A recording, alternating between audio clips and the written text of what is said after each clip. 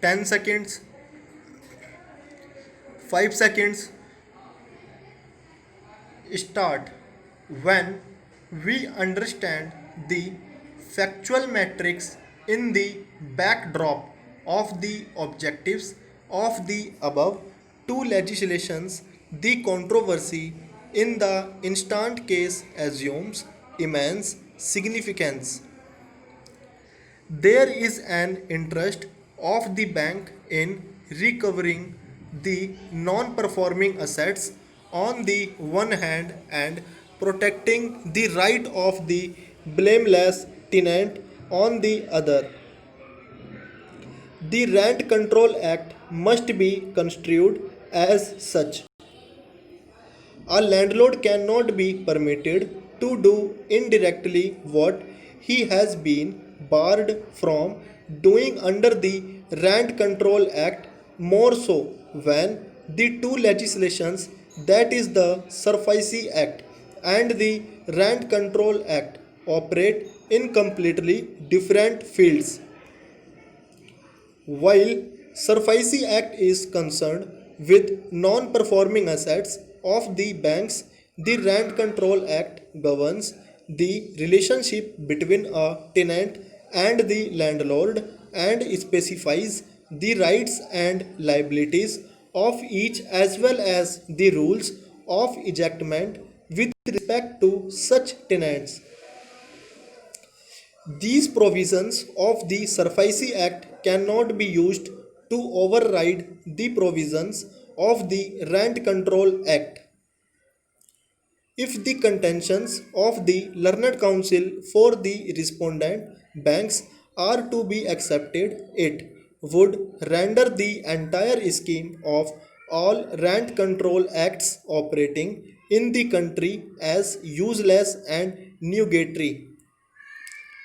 Tenants would be left wholly to the mercy of their landlords and in the fear that the landlord may use the tenanted premises as a security interest while taking a loan from a bank and subsequently default on it, and the landlord would simply have to give up the tenanted premises as a security interest to the creditor banks while he is still getting rent for the same. In case of default of the loan, the maximum brunt will be borne by the unsuspecting tenant who would be evicted from the possession of the tenanted property by the bank under the provisions of the SURFACE Act.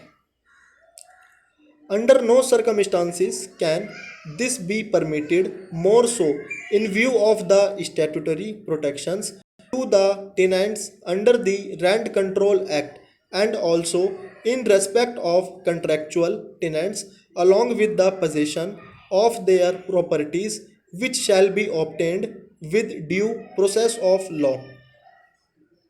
The issue of determination of tenancy is also one which is well settled.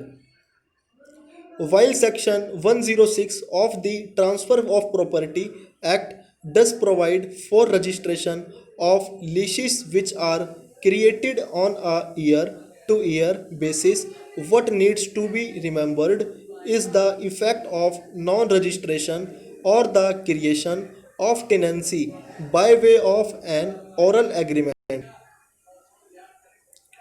According to Section 106 of the Transfer of Property Act, a monthly tenancy shall be deemed to be a tenancy from month to month and must be registered if it is reduced into writing.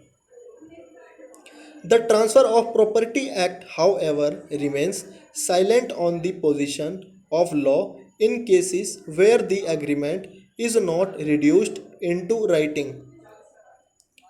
If the two parties are executing their rights and liabilities in the nature of a landlord tenant relationship, and if regular rent is being paid and accepted, then the mere factum of non registration of need will not make the lease itself nugatory full stop.